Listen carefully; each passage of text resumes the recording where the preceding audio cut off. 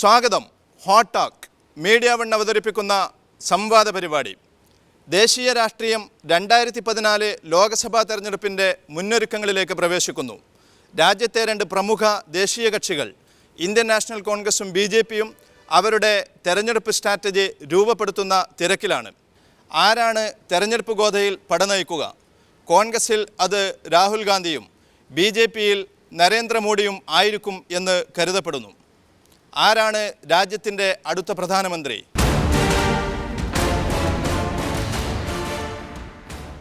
ഈ സംവാദത്തിൽ സംബന്ധിക്കുന്നത് യൂത്ത് കോൺഗ്രസ് സംസ്ഥാന പ്രസിഡന്റും MLAയുമായ ശ്രീ PC വിഷ്ണുനാഥ്, BJP ദേശീയ കൗൺസിൽ അംഗം ശ്രീ MT രമേശ്.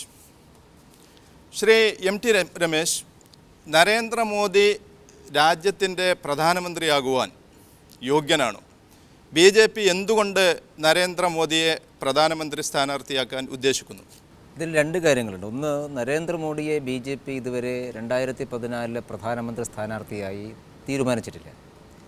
കാരണം തീരുമാനിക്കാനുള്ള സമയമായിട്ടില്ല എന്നുള്ളതാണ് BJPയുടെ അഭിപ്രായം. 2014 തെരഞ്ഞെടുപ്പിൻ്റെ ഒരു തയ്യാറെടുപ്പുകളുടെ സന്ദർഭത്തിലാണ് പാർട്ടിയുടെ പാർലമെൻ്ററി ബോർഡ് ചേർന്നുകൊണ്ട് ഇത് സംബന്ധിച്ച് തീരുമാനമെടുക്കേണ്ടത്. നാഷണൽ കൗൺസിൽ മീറ്റിങ്ങിൽ 3 പ്രാവശ്യം തുടർച്ചയായി തിരഞ്ഞെടുക്കപ്പെട്ടിട്ടുള്ള മുഖ്യമന്ത്രി എന്നുള്ള നിലക്ക് അദ്ദേഹത്തിന് സ്വീകരണം നൽകിയിട്ടുണ്ട്. രണ്ടാമത്, അദ്ദേഹത്തിൻ്റെ ഒരു പ്രസംഗം ദേശീയ നേതാവിൻ്റെ പരിവേഷം എന്ന് മാധ്യമങ്ങൾ ഒരുപക്ഷെ പറയാനുള്ള കാരണം ഗുഡ് ഗവേണൻസ് എന്നൊരു വിഷയത്തെക്കുറിച്ചുള്ള പ്രസംഗമായിരുന്നു. ആ പ്രസംഗത്തിൽ ഗുജറാത്തിനെക്കുറിച്ചും BJP ഭരിക്കുന്ന സംസ്ഥാനങ്ങളെക്കുറിച്ചും പറയുന്നതോടൊപ്പം ദേശീയ തലത്തിൽ UPA സർക്കാരിൻ്റെ വീഴ്ചകൾ അദ്ദേഹം ചൂണ്ടിക്കാണിച്ചിട്ടുണ്ട്. അപ്പോൾ അതുകൊണ്ടൊരു നാഷണൽ പൊളിറ്റിക്സ് അദ്ദേഹത്തിൻ്റെ പ്രസംഗത്തിൽ വന്നിട്ടുണ്ടാവാം. അതല്ലാതെ ദേശീയ രാഷ്ട്രീയത്തിലേക്കുള്ള ഒരു ചുവടുമാറ്റമാണ് ആ പ്രസംഗം എന്നുള്ളത് അത് കേവലം വ്യാഖ്യാനം മാത്രമാണ് ഒന്ന്. അതുകൊണ്ട് BJPയെ സംബന്ധിച്ചിടത്തോളം നരേന്ദ്രമോദി ആണ് 2014 പാർട്ടിയെ നയിക്കാൻ വേണ്ടി പോകുന്നത് എന്നുള്ള ഒരു തീരുമാനം ഇതുവരെ എടുത്തിട്ടില്ല. നരേന്ദ്രമോദിക്ക് ഇന്ത്യയുടെ പ്രധാനമന്ത്രിയാകാൻ യോഗ്യതയുണ്ടോ എന്ന് ചോദിച്ചാൽ, ഇന്ത്യയുടെ പ്രധാനമന്ത്രിയാകാൻ യോഗ്യതയുള്ള ആൾ തന്നെയാണ് നരേന്ദ്രമോദി. ധാരാളം ആളുകൾ BJPക്ക് അകത്തുണ്ട്, നരേന്ദ്രമോദി മാത്രമല്ല. അത് അദ്വാനിജി ആയാലും പ്രതിപക്ഷ നേതാവ് സുഷമ സ്വരാജ് ആയാലും BJPയുടെ രാജ്യസഭാ പ്രതിപക്ഷ നേതാവ് അരുൺ ജെയ്റ്റ്ലി ആയാലും ഇവരൊക്കെ തന്നെ അവർക്ക് കിട്ടിയ സന്ദർഭങ്ങളിൽ ഇത് പ്രൂവ് ചെയ്തിട്ടുള്ളതാണ്. നരേന്ദ്രമോദിയെ സംബന്ധിച്ചിടത്തോളം കഴിഞ്ഞ 2-3 ടേമായിട്ട് ഗുജറാത്തിൻ്റെ മുഖ്യമന്ത്രിയാണ് അദ്ദേഹം. ഗുജറാത്തിൽ അദ്ദേഹം നടത്തിയിട്ടുള്ള അഭൂതപൂർവമായിട്ടുള്ള വികസന പ്രവർത്തനത്തിൻ്റെ പേരിൽ വലിയൊരു വിഭാഗം ജനങ്ങളുടെ അംഗീകാരം ഏറ്റുവാങ്ങിയിട്ടുള്ള വ്യക്തിയാണ് നരേന്ദ്രമോദി. ആ നിലക്ക് എല്ലാ എതിർപ്പുകളെയും അതിജീവിച്ചുകൊണ്ട് എല്ലാ വിഭാഗം ആളുകളുടെയും പ്രീതി സമ്പാദിക്കാൻ സാധിച്ചിട്ടുള്ള, ഏറ്റവും നല്ല ഭരണത്തിന് നേതൃത്വം കൊടുക്കാൻ സാധിച്ചിട്ടുള്ള ഒരു വ്യക്തി എന്നുള്ള നിലക്ക് സ്വാഭാവികമായിട്ടും രാജ്യത്തിൻ്റെ പ്രധാനമന്ത്രി സ്ഥാനത്തിരിക്കാൻ അദ്ദേഹവും അർഹനാണ്. അദ്ദേഹം മാത്രമേ അർഹതയുള്ളൂ എന്നൊരിക്കലും BJP പറഞ്ഞിട്ടില്ല. അദ്ദേഹവും അർഹനാണ് എന്നുള്ളതാണ് ഞങ്ങൾ നൽകിയിട്ടുള്ള സൂചന, ഞങ്ങളുടെ കാഴ്ചപ്പാട്. കോൺഗ്രസ് സ്വാഭാവികമായും ശ്രീ നരേന്ദ്രമോദി പ്രധാനമന്ത്രിയാകാൻ യോഗ്യനല്ല, രാജ്യത്തിൻ്റെ പ്രധാനമന്ത്രിയാകാൻ യോഗ്യനല്ല എന്ന് വിശ്വസിക്കുന്നു. എന്തുകൊണ്ട്? 2004 കോൺഗ്രസ് തെരഞ്ഞെടുപ്പിൽ അധികാരത്തിൽ വരാനുള്ള പ്രധാനപ്പെട്ട കാരണം, അതിനു മുമ്പുള്ള ഗവൺമെൻറ്റുകൾ, ചിലപ്പോൾ ദേവഗൗഡയുടെ ഗവൺമെൻറ് ആണെങ്കിലും ഗുജറാളിൻ്റെ ഗവൺമെൻറ് ആണെങ്കിലും ചന്ദ്രശേഖറിൻ്റെ ഗവൺമെൻറ്റുകളാണെങ്കിലും ആ ഗവൺമെൻറ്റുകളുടെ സ്ഥിരതയില്ലായ്മ ഗവൺമെൻറ്റുകളുടെ നാശത്തിന് കാരണമായിട്ടുണ്ടാകാം. പക്ഷേ 2004 UPA ഉണ്ടാകുന്നത് അതിനു മുമ്പുണ്ടായിരുന്ന BJP ഗവൺമെൻറ് രാജ്യത്തിൻ്റെ നിലനിൽപ്പിൻ്റെ അടിസ്ഥാന ശിലയായ ആധാരശിലയായ മതേതരത്വത്തെ വല്ലാതെ തകർത്തു എന്നുള്ളതാണ്. അതിൻ്റെ ഏറ്റവും പ്രധാനപ്പെട്ട ഉദാഹരണങ്ങളാണ്, ഒന്ന്, ഗുജറാത്തിൽ നടന്ന 2002 വംശഹത്യ, ജാംബുവായിൽ കന്യാസ്ത്രീകൾക്ക് നേരെയുണ്ടായ ആക്രമണം. ഇതുപോലെയുള്ള സംഭവങ്ങൾ രാജ്യത്ത് വ്യാപകമായി ഉണ്ടായി. സെക്കുലറിസത്തെ ജീവശ്വാസമായി കൊണ്ടു നടക്കുന്ന ഒരു രാജ്യത്തിന് അംഗീകരിക്കാൻ കഴിയുന്നില്ല എന്നുള്ളതാണ് ഒരു പ്രധാനപ്പെട്ട കാര്യം. ഇവിടെ അദ്ദേഹത്തിൻ്റെ ലഭിക്കുന്ന 3 തവണയും വിജയിക്കാൻ കഴിയുന്നതിൻ്റെ കാരണത്തെക്കുറിച്ച് പറഞ്ഞു. അത് വളരെ ആസൂത്രിതമായി ഒരു ഹിന്ദു വർഗീയ ധ്രുവീകരണം അവിടെ ഉണ്ടായിരിക്കുകയാണ്. അദ്ദേഹം എല്ലാ വിഭാഗം ജനങ്ങളുടെയും പിന്തുണ നേടിക്കഴിഞ്ഞിരിക്കുന്നു എന്ന എൻ്റെ ബഹുമാന്യ സ്നേഹിതൻ MT രമേശിൻ്റെ അദ്ദേഹത്തിൻ്റെ നിരീക്ഷണം വസ്തുതയ്ക്ക് നിരക്കുന്നതല്ല. അവിടുത്തെ മുസ്ലിങ്ങൾ ഈ ക്രൂരമായ വംശഹത്യക്ക് വിധേയരായവരാണ്. അവരെല്ലാം മോഡിയുടെ ഈ ഭരണത്തിൽ സംപ്രീതരായി, മോഡിയിൽ നിന്നും സംതൃപ്തി ലഭിക്കുന്നവരായി മാറി എന്നുള്ളതല്ല വസ്തുത. അവർ വേട്ടയാടപ്പെട്ടവരാണ്. വേട്ടയാടപ്പെട്ട ശക്തികൾ കൂടുതൽ ശക്തി ആർജിച്ചപ്പോൾ അവർ നിശബ്ദരാക്കപ്പെടുകയാണ്. ഇപ്പോൾ കാണുന്ന നിശബ്ദത സംതൃപ്തിയുടേതല്ല, ഭീതിയുടേതാണ്. 2004 അതുകൊണ്ടാണ് ഈ സെക്കുലറിസത്തിൻ്റെ തിരിച്ചുവരവിന് വേണ്ടിയിട്ടാണ് UPA 1 ഉണ്ടായതെങ്കിൽ 2009 ഇതേ അജണ്ടയെ ജനങ്ങൾ അംഗീകരിച്ചുണ്ടെങ്കിൽ 2014 UPAയുടെ തന്നെ ഒരു ഗവൺമെൻറ് അധികാരത്തിൽ വരും. അതിനൊരു കാരണം ഒരു പക്ഷേ നരേന്ദ്രമോദിയെപ്പോലെ ഒരു പ്രധാനമന്ത്രി സ്ഥാനാർത്ഥി ദേശീയ രാഷ്ട്രീയത്തിൽ ചർച്ചയാകുന്നത് 2014 UPAയുടെ കടന്നുവരവിന് ഒരു പ്രധാന കാരണമായി ചിലപ്പോൾ മാറിയേക്കാം. ശ്രീ MT രമേശ്, 2002 ഗുജറാത്ത് കലാപം എന്ന് പറയുന്നത് മറ്റ് വംശീയ കലാപങ്ങളിൽ നിന്ന് വിരുദ്ധമായി, വർഗീയ കലാപങ്ങളിൽ നിന്ന് വിരുദ്ധമായി ഏറ്റവും ക്രൂരമായ, ഏറ്റവും മനുഷ്യത്വ വിരുദ്ധമായ നിലപാടുകളാണ്, പ്രവർത്തനങ്ങളാണ് ഗുജറാത്തിലെ 2002 വംശീയ കലാപത്തിൽ നടന്നത്. ഗർഭസ്ഥ ശിശുക്കളെ, ഗർഭിണികളെ വയറ് കീറി പുറത്തെടുത്ത് തൃശൂലത്തിൽ നിർത്തി തീയിലെറിയുക, കുട്ടികളുടെ ശരീരത്തിൽ അല്ലെങ്കിൽ അവരെ പെട്രോൾ കുടിപ്പിച്ച് കത്തിക്കുക, അത് അവർ കത്തിയെറിയുന്നത് കാണുമ്പോൾ ആർത്ത് അട്ടഹസിക്കുക തുടങ്ങിയ ഒരു മനുഷ്യനും സങ്കല്പിക്കാൻ പോലും സാധിക്കാത്ത സംഭവങ്ങളാണ് ഗുജറാത്തിൽ 2002 അരങ്ങേറിയത്. ഈ സംഭവത്തിൽ നരേന്ദ്രമോദിക്ക് പങ്കുണ്ട് എന്ന് വ്യാപകമായി ആരോപിക്കപ്പെട്ടു. ഗോദ്ര തീവണ്ടി ദുരന്തത്തിന് ശേഷം വിളിച്ചു ചേർത്ത ഉന്നതോദ്യോഗസ്ഥരുടെ യോഗത്തിൽ ശ്രീ മോദി ഹിന്ദുക്കൾക്ക് എതിരെ ഉള്ള ഒരു പ്രവർത്തനം എന്ന അർത്ഥത്തിൽ തീർച്ചയായും ഹിന്ദുക്കൾ പ്രതികരിക്കും, നിങ്ങൾ അത് തടയാൻ ശ്രമിക്കരുത് എന്ന് ഉയർന്ന പോലീസ് ഉദ്യോഗസ്ഥന്മാരോട് നിർദ്ദേശിച്ചു. അദ്ദേഹം കൽപ്പന പുറപ്പെടുവിച്ചു എന്ന് ആ യോഗത്തിൽ സംബന്ധിച്ച അന്നത്തെ DGP ആയ മലയാളിയായ ശ്രീകുമാറിനെ പോലുള്ള ആളുകൾ വെളിപ്പെടുത്തി. സഞ്ജീവ് ഭട്ടിനെ പോലുള്ള ആളുകൾ സുപ്രീം കോടതിയിൽ നൽകിയ സത്യവാങ്മൂലത്തിൽ മോദിക്ക് ഇതിൽ പങ്കുണ്ട് എന്ന് പ്രസ്താവിച്ചു. ഈ കലാപത്തിൻ്റെ പേരിൽ മോദി മന്ത്രിസഭയിലെ ചില അംഗങ്ങൾക്ക് രാജിവെക്കേണ്ടി വന്നു. അമിത് ഷാ എന്ന് പറയുന്ന മോദിയുടെ ഏറ്റവും അടുത്ത ആഭ്യന്തരമന്ത്രിയായിരുന്ന BJP നേതാവായിരുന്ന വ്യക്തിക്ക് ഈ കലാപത്തിൽ പങ്കുണ്ടായിരുന്നു എന്ന് CBI അവരുടെ കുറ്റപത്രത്തിൽ അദ്ദേഹത്തിൻ്റെ പേര് ചേർത്തു. ഇതുപോലുള്ള പല സംഭവങ്ങളും നടന്ന ഒരു കാര്യമാണ്, ഒരു ദുരന്തമാണ് ഈ 2002 വംശീയ ഹത്യ എന്ന് പറയുന്നത്.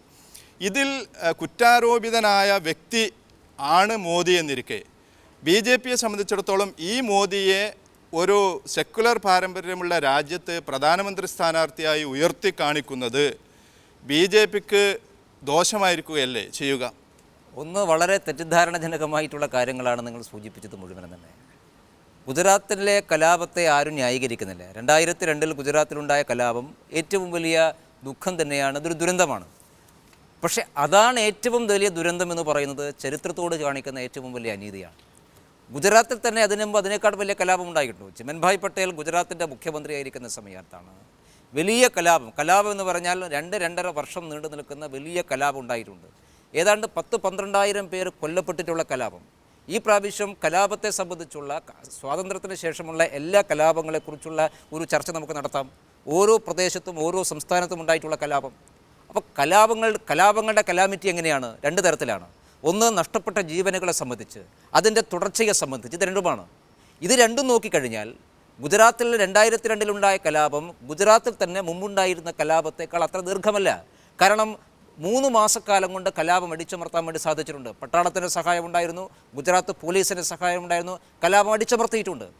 പക്ഷേ ഗുജറാത്തിൻ്റെ പാരമ്പര്യം എന്തായിരുന്നു? പ്രത്യേകിച്ചും ഗുജറാത്ത് പോലെയുള്ള സെൻസിറ്റീവായിട്ടുള്ള സംസ്ഥാനങ്ങളുടെ ഒരു പാരമ്പര്യം എന്ന് പറയുന്നത് വലിയ തോതിലുള്ള നാശനഷ്ടവും വലിയ തോതിലുള്ള കലാപങ്ങളൊക്കെ ഉണ്ടാക്കുന്നതായിരുന്നു. പക്ഷേ 2002 ഗോദ്ര സംഭവത്തിന് ശേഷം ഉണ്ടായിട്ടുള്ള കലാപം വളരെ പെട്ടെന്ന് തന്നെ അടിച്ചമർത്താൻ സാധിച്ചു എന്നുള്ളത് ഒരു വസ്തുതയാണ്. അടിച്ചമർത്തിയത് ഏതാണ്ട് 3000-ഓളം ആളുകൾ കൊല്ലപ്പെട്ട ശേഷമാണ്. ഈ 3000-ൻ്റെ കണക്കെവിടെയാണ്?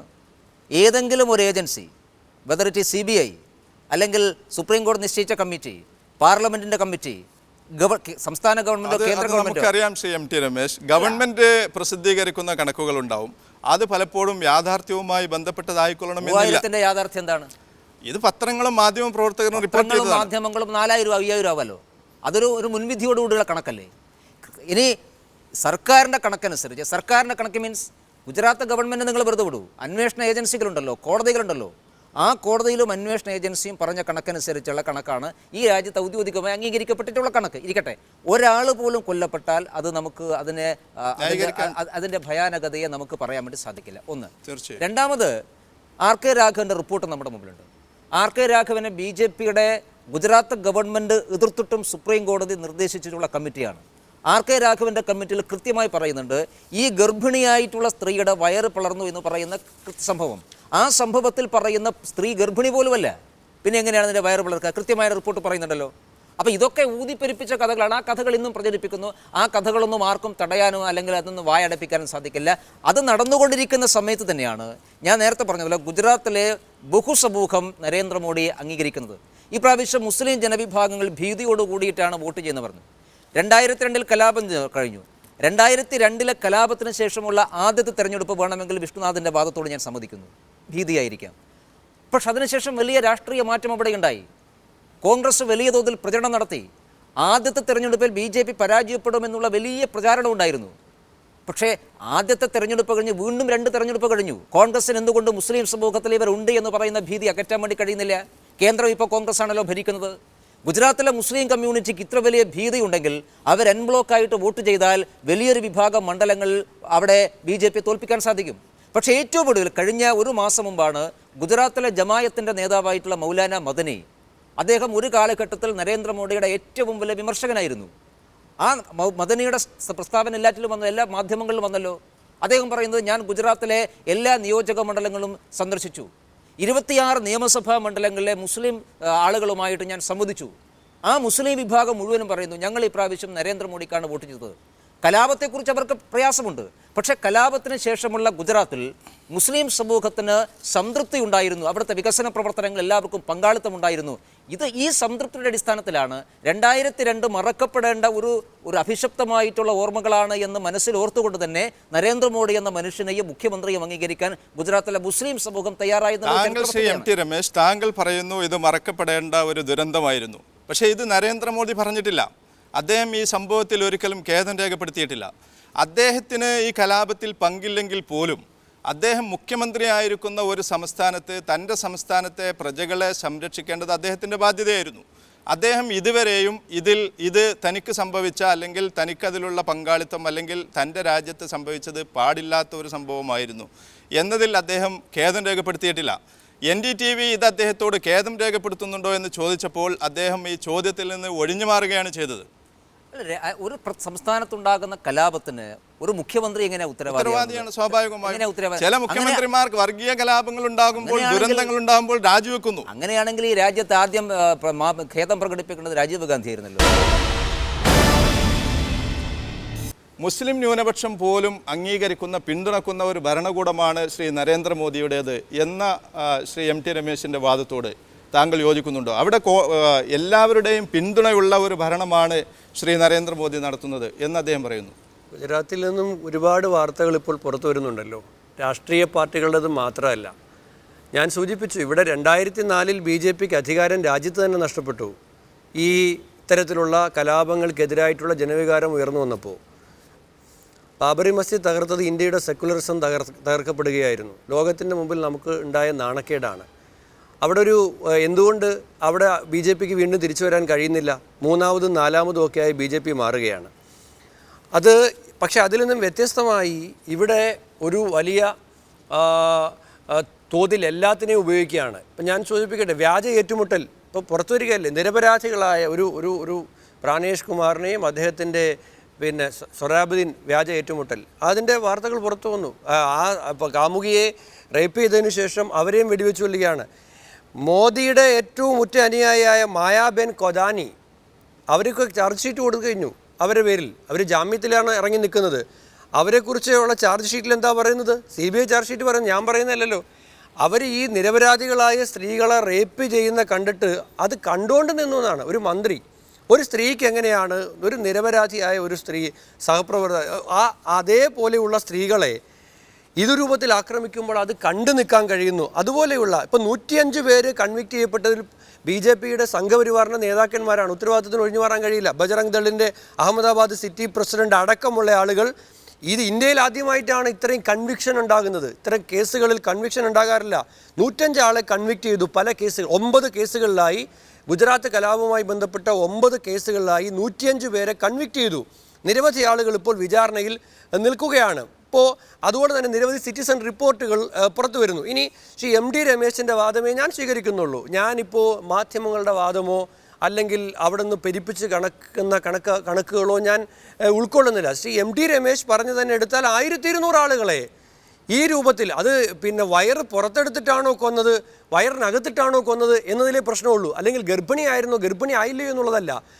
പച്ച മാംസം ചുട്ടു കൊന്നു.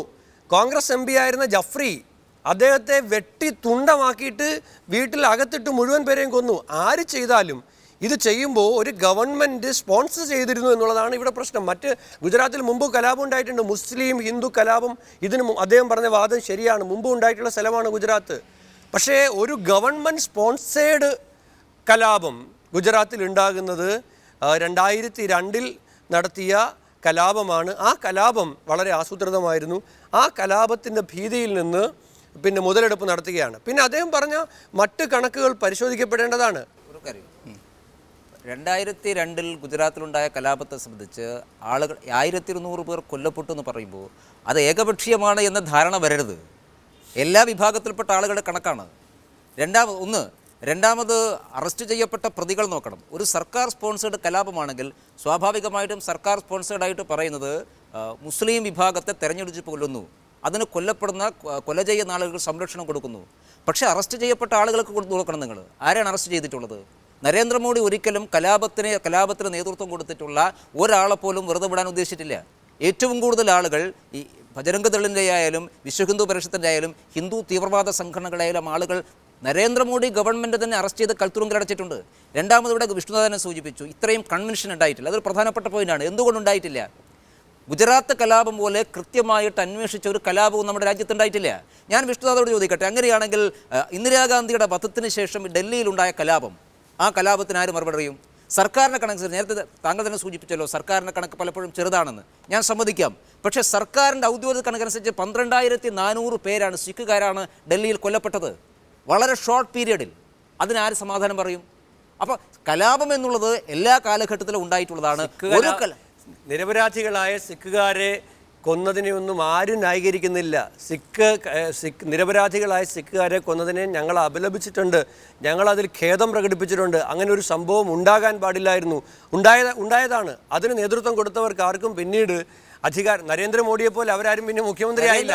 രാജീവ് ഗാന്ധി വന്നില്ലേ? രാജീവ് ഗാന്ധിയാണ് ഡൽഹി കലാപം ഉണ്ടായ സമയത്ത് ഒരു വലിയ മരം വീണാൽ അതിൻ്റെ അടിയിൽ പലതും ചീഞ്ഞു പോകുന്നു. രാജീവ് ഗാന്ധി ഇന്ത്യയുടെ പ്രധാനമന്ത്രിയാണ്. തൻ്റെ മൂക്കിന് കീഴെ ഡൽഹി നഗരത്തിൽ 10,000-കണക്കിന് സിഖുകാർ കൊല്ലപ്പെടുമ്പോൾ ഒരു പ്രധാനമന്ത്രി സ്വീകരിക്കേണ്ട മാർഗം എന്തായിരുന്നു? അദ്ദേഹം പറഞ്ഞത് ഇത് സ്വാഭാവികമാണ്. എന്താ സ്വാഭാവികം? ഒരു വലിയ മരം വീഴുമ്പോൾ താഴെയുള്ള എല്ലാം തകർന്നു പോകും. അങ്ങനെയാണ് ഒരു പ്രധാനമന്ത്രി ചെയ്യേണ്ടത്. നരേന്ദ്രമോദിയെക്കുറിച്ച് നിങ്ങൾ ഇന്ന് പറയുന്ന അതേ വാദം മുഖവിലക്കെടുക്കുകയാണെങ്കിൽ രാജീവ് ഗാന്ധിയാണ് ഡൽഹി കലാപത്തിന് ഉത്തരവാദി. അദ്ദേഹം പ്രധാനമന്ത്രിയാണ്. അദ്ദേഹം തടയാൻ നരേന്ദ്രമോദിയുടെ പങ്ക് വളരെ വലിയ. ഇപ്പോൾ RK രാഘവന്റെ റിപ്പോർട്ടിനോടൊപ്പം തന്നെ നിരവധി റിപ്പോർട്ടുകളുണ്ട്. ആ കേസുകളൊന്നും അവസാനിച്ചിട്ടില്ല. ഒരു പുതിയ കമ്മിറ്റിയുമില്ല. ഗുജറാത്ത് കലാപത്തെ സംബന്ധിച്ചിട്ടുള്ള കേസുകളൊന്നും തന്നെ അവസാനിച്ചിട്ടില്ല. ഗുജറാത്ത് കലാപത്തിന്റെ പ്രത്യേകത ശ്രീ MT രമേശ്, നരേന്ദ്രമോദി ഇതുവരെ കോടതികളുടെ പരാമർശങ്ങളിൽ നിന്ന് രക്ഷപ്പെട്ടു പോരുന്നുണ്ടെങ്കിലും അദ്ദേഹത്തിൻ്റെ ടീമിലെ ഏതാണ്ട് നല്ലൊരു ശതമാനം ആളുകൾ ഈ കേസിൽ ബാബു ബജ്രംഗിയെ പോലുള്ള ആളുകൾ എങ്ങനെയാണ് തങ്ങൾ കൊല നടത്തിയത് എന്ന് വിശദീകരിച്ചത് നമുക്ക് വായിക്കാൻ പറ്റും. അതുപോലെ തന്നെ കോൺഗ്രസ് MP ആയിരുന്ന യഹ്സാൻ ജഫ്രിയെ എങ്ങനെയാണ് കൊന്നത് എന്ന് മദൻ ചവ്വാൽ വിശദീകരിച്ചത് നമുക്ക് വായിക്കാൻ പറ്റും. സുരേഷ് റിച്ചാർഡ് എങ്ങനെയാണ് ബലാത്സംഗം ചെയ്തത് എന്ന് വിശദീകരിച്ചത് നമുക്ക് വായിക്കാൻ പറ്റും. ഇത്രയധികം കാര്യങ്ങൾ കലാപം നടന്നത് മോദി സർക്കാർ ഭരിച്ചുകൊണ്ടിരിക്കുമ്പോൾ അദ്ദേഹത്തിൻ്റെ മൂക്കിന് താഴെയാണ്. അതുകൊണ്ട് ഒരിക്കലും അദ്ദേഹത്തിന് ഈ ഒരു തെറ്റിൽ നിന്ന് രക്ഷപ്പെടാൻ സാധ്യമല്ല. അതുകൊണ്ടാണല്ലോ പ്രധാനമന്ത്രിയായിരുന്ന BJP നേതാവ് ശ്രീ വാജ്പേയി തന്നെ നരേന്ദ്രമോദിയോട് ഈ കലാപം കുറച്ച് കഴിഞ്ഞപ്പോൾ മോദി രാജ്യധർമ്മം പാലിക്കണം എന്ന് ഉപദേശിച്ചത്. അതായത് BJP നേതൃത്വത്തിൻ്റെ ആ കാലഘട്ടത്തിലെ BJP നേതൃത്വത്തിൻ്റെ കണ്ണിൽ പോലും നരേന്ദ്രമോദി ഒരിക്കലും സ്വീകാര്യനായിരുന്നില്ല. ഞാൻ സിമ്പിളായി ചോദിക്കട്ടെ, എന്തേ ഗുജറാത്തിലെ ജനം വിശ്വസിക്കുന്നില്ല? ഗുജറാത്ത് എന്ന് പറഞ്ഞാൽ BJP ഒരു ഫോബിയ പിടിച്ച പ്രദേശമൊന്നുമല്ല. ദീർഘകാലം കോൺഗ്രസ് ഭരിച്ചിട്ടുള്ള, കോൺഗ്രസ്സിന് നിർണായക സ്വാധീനമുള്ള സംസ്ഥാനം തന്നെയാണ്. ആ സംസ്ഥാനത്തിന് വലിയൊരു സെറ്റ് ബാക്ക് ഒന്നും കോൺഗ്രസ്സിന് വന്നിട്ടില്ല. പക്ഷേ കോൺഗ്രസിൻ്റെ ദേശീയ നേതൃത്വം ആവർത്തിച്ച് ഈ കാര്യങ്ങളൊക്കെ ജനങ്ങളോട് പറയുന്നു. എന്തുകൊണ്ട് ഗുജറാത്തിലെ ജനം വിശ്വസിക്കുന്നു? ഇതൊക്കെ കേരളത്തിലെ നമ്മളല്ലല്ലോ വിശ്വസിക്കേണ്ടത്. ഇതൊക്കെ വിശ്വസിക്കേണ്ടത് സ്വന്തം അനുഭവത്തിൻ്റെ അടിസ്ഥാനത്തിൽ ഗുജറാത്തിലെ ജനങ്ങളാണ്. ആ ഗുജറാത്തിലെ മുസ്ലിം കമ്മ്യൂണിറ്റി അടക്കമുള്ള ആളുകൾ എങ്ങനെ ചിന്തിക്കുന്നു എന്നുള്ളതാണ് ഞാൻ നേരത്തെ സൂചിപ്പിച്ചത്. അവർ എന്തുകൊണ്ട് BJP വീണ്ടും വീണ്ടും അംഗീകരിക്കുന്നു? അപ്പോൾ ഇതിൽ കുറേ വസ്തുതകൾ ഊതിപ്പെരുപ്പിക്കുന്ന വസ്തുതകളാണ്. പക്ഷേ ആ വസ്തുതകൾക്കപ്പുറത്തുള്ള യാഥാർത്ഥ്യം എന്താണെന്ന് ഗുജറാത്തിലെ ജനങ്ങൾക്കറിയാം. ജനുവരി 20 ചേർന്ന ജയ്പൂർ സമ്മേളനത്തിൽ കോൺഗ്രസ് അതിൻ്റെ വൈസ് പ്രസിഡൻ്റായി ശ്രീ രാഹുൽ ഗാന്ധിയെ തിരഞ്ഞെടുത്തിരിക്കുന്നു. യഥാർത്ഥത്തിൽ BJPയും അതുപോലെ തന്നെ കോൺഗ്രസിൻ്റെ മറുപക്ഷത്തുള്ളവരും ഉന്നയിക്കുന്ന ശക്തമായ ഒരു ആരോപണം എന്താണ് അദ്ദേഹത്തിനുള്ളത്? ഒരു കുടുംബ പാരമ്പര്യമല്ലാതെ അദ്ദേഹത്തിൻ്റെ ഭരണപരിചയം, നേതൃപരിചയം എന്ന് പറയുന്നത് നരേന്ദ്രമോദിയെപ്പോലുള്ള ആളുകളുമായി താരതമ്യം ചെയ്യുമ്പോൾ വളരെ ചെറുതാണ്. ഒരു പഞ്ചായത്ത് ഭരിച്ചു പോലും അദ്ദേഹത്തിന് പരിചയമില്ല എന്ന് പലപ്പോഴും പരിഹസിക്കപ്പെടാറുണ്ട്. നരേന്ദ്രമോദിയെ സംബന്ധിച്ചിടത്തോളം അദ്ദേഹം 3 തവണ തുടർച്ചയായി ഗുജറാത്ത് ഭരിച്ച ഒരു മുഖ്യമന്ത്രിയാണ്. അപ്പോൾ കുടുംബ പാരമ്പര്യം എന്നതിലുപരി ഈ രാജ്യത്തെ നയിക്കുവാനുള്ള യോഗ്യതയുണ്ട് ശ്രീ രാഹുൽ ഗാന്ധിക്ക് എന്ന് എന്തടിസ്ഥാനത്തിലാണ് കോൺഗ്രസ് പറയുന്നത്? ഒന്നാമത്, നരേന്ദ്രമോദിയുമായി രാഹുൽ ഗാന്ധിക്ക് ഒരു താരതമ്യമില്ല.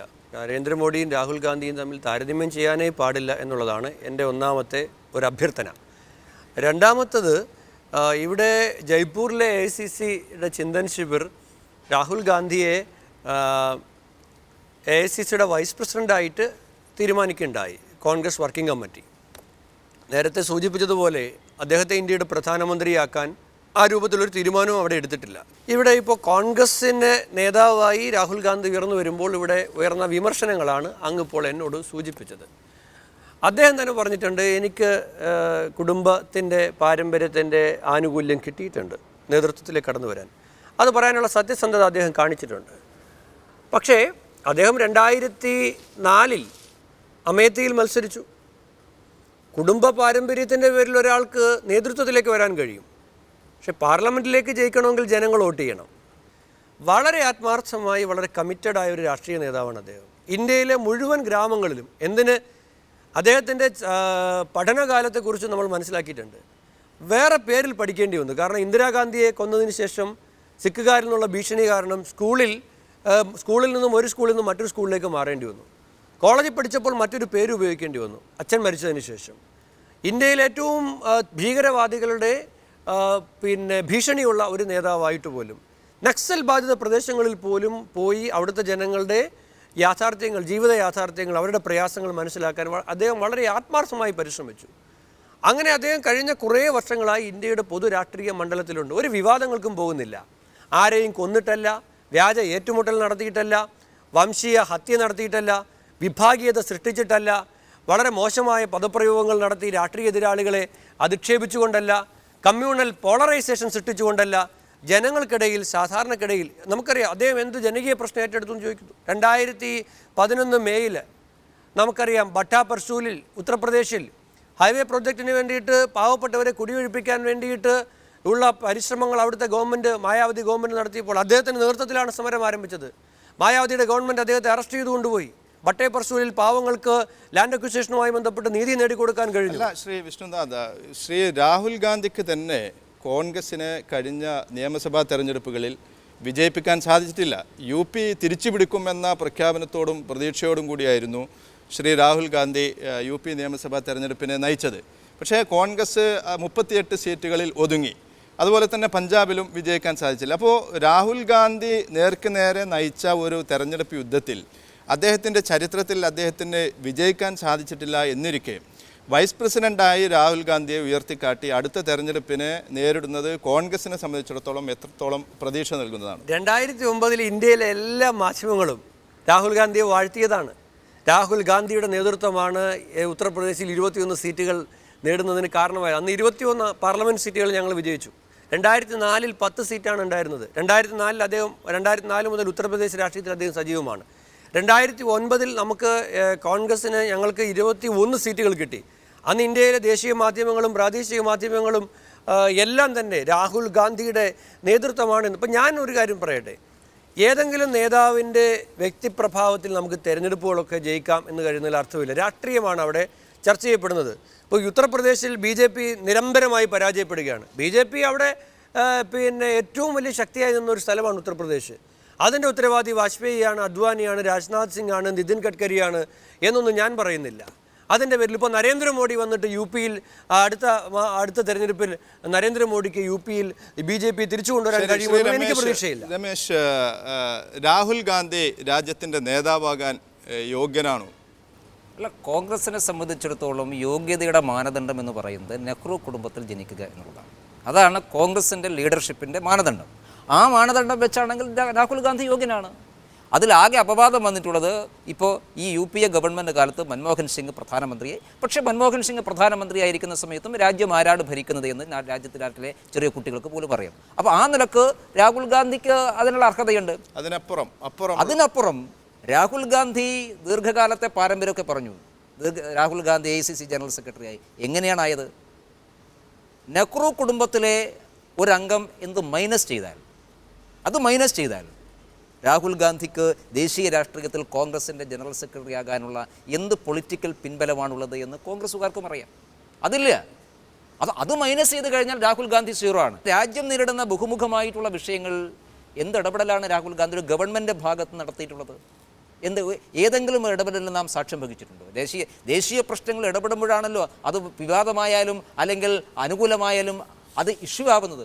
പക്ഷേ ദേശീയ പ്രശ്നങ്ങളിൽ നിന്ന് മാറി നിൽക്കാൻ എന്നും തയ്യാറായിട്ടുള്ള ഒരു വിമുഖത കാണിച്ചിട്ടുള്ള ആളാണ് രാഹുൽ ഗാന്ധി എന്ന് മാധ്യമങ്ങൾ പറയുന്നു. ആണോ അല്ലോ എനിക്കറിയില്ല. പക്ഷേ അതാണ് അദ്ദേഹത്തിൻ്റെ സ്വഭാവമെന്ന് മാധ്യമങ്ങൾ പറയുന്നു. ഞങ്ങളെ സംബന്ധിച്ചിടത്തോളം രാഹുൽ ഗാന്ധിയുടെ കഴിവ് ഇനിയും പ്രൂവ് ചെയ്യപ്പെടേണ്ടതാണ്. ഇതും തെളിയിക്കപ്പെട്ടിട്ടില്ല.